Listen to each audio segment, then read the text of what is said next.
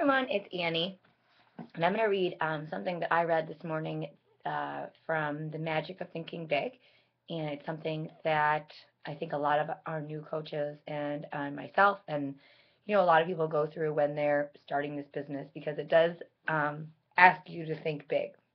Um, so the first thing is, experts agree that you are today. Your personality, ambitions, present status in life are largely a result of your psychological environment. And experts agree also that the person you will be in 1, 5, 10 years from now depends entirely on your future environment. You will change over the months and years, as you know, but you will change depending on your future environment. The mind and food that you feed your body, the people that you surround yourself with. Let's look now at what we can do to make your future environment pay off so you have satisfaction and belief in yourself. And then he goes on to talk a lot about how when we are children, we set really high goals for ourselves. We believe that we are leaders. We believe that we're going to be the first. We believe that we're going to be the biggest and the best. We believe that we can accomplish anything because we have a sense of ignorance and a clear path to our accomplished goals. Along our side, we're going to have people that are going to tell us it's foolish to be a dreamer. It's impractical, stupid, naive, or foolish. We are constantly bombarded by you can't get ahead, so don't even bother. There's the first group, so there's usually three groups of people that are thinking big or going after their goals. The first group, those who are surrounded completely, the majority of people are convinced deep down inside that they haven't got what it takes, that real success, real accomplishment is for others who are lucky or fortunate in some special respect. You can easily spot these people because they go to great lengths to rationalize the status and explain how happy they are. A very intelligent man, aged 20, 32. He goes on to describe how a man that was in a dead end position, but he convinced himself that this was the best possible scenario for himself, but deep down that he really wanted to be challenged and have the possibility to, grow in his career. The group is reality, just other extreme of the jobs which are searching for opportunity, rationalizing yourself into a rut, which incidentally described basically digs a grave for these people. The second group, those who surround themselves partially. A second but much smaller group enters adult life with considerable hope for success. These people prepare themselves, they work, they plan, but after a decade or so, resistance begins to build. Competition for top level jobs looks rugged. This group then described that greater success is not worth the effort.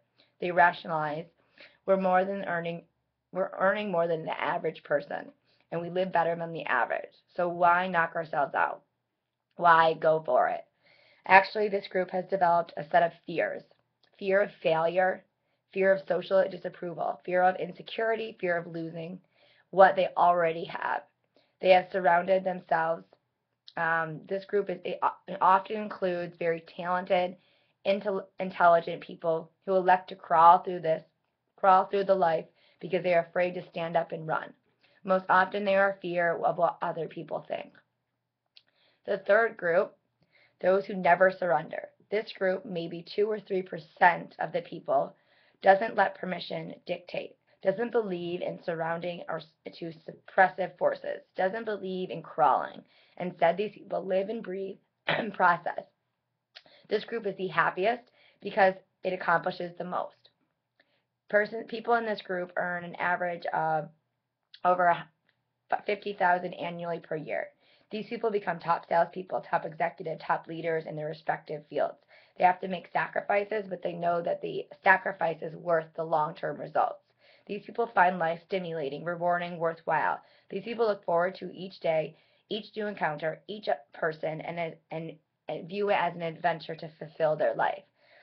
To be honest, all of us would like to be in this third group, the one that finds greater success each year, and the one that does things to get results. To get and stay in this group, however, you must fight off the superlative influence of your environment.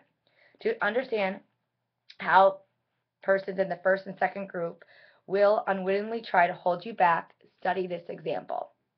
Suppose you have several of your average friends with the greatest sincerity, and they love you, and they're and goes on to talk about how they're like, you've been your best friends. Someday, and you tell them, someday I'm going to be a vice president of this company. That will happen. What will happen? Your friends will probably think you are joking, and they will laugh at you. They And if they should believe you mean it, chances are they will say, "You poor guy, you have a lot to learn." Behind your back, they will even question if you have marbles and talk about you. Now, assume you repeat the same statement with equal sincerity to the president of your company, somebody in the third category. How will he react? One thing is certain, he will not laugh at you. He will look at you intentionally and ask yourself, what does this fellow really mean? Does he really believe he can? But he will not, we repeat, laugh. Because big men do not laugh at big ideas. And then let's suppose that you tell somebody that you want to own a house that's $100,000, and you tell somebody that an average person who planned to own a $50,000 home, and they laugh at you because they think it's impossible. But tell your plan to a person already living in a $50,000 home, and he won't be surprised because he knows it already can be happen. Remember, people who tell you it cannot be done almost always are unsuccessful people, are strictly average or mediocre in best in terms of accomplishments. Opinions of these people can be poison. Often, they might really be able to go after their goals too and be in that third category, but they lack the fear of failure and the fear of what other people think, and they see you going after your goals, so they want you to also be suppressed by your goals. Develop a defense against people who want to convince you that you cannot do it. Accept negative advice only as a challenge to prove that you can do it. Be extra cautious about this. Don't let negative people, negators, destroy your plan to think yourself to be successful. Negators are everywhere, and they seem to delegate in sabotaging positive process of others. And that is something that I read, 2 pages in The Magic of Thinking Big.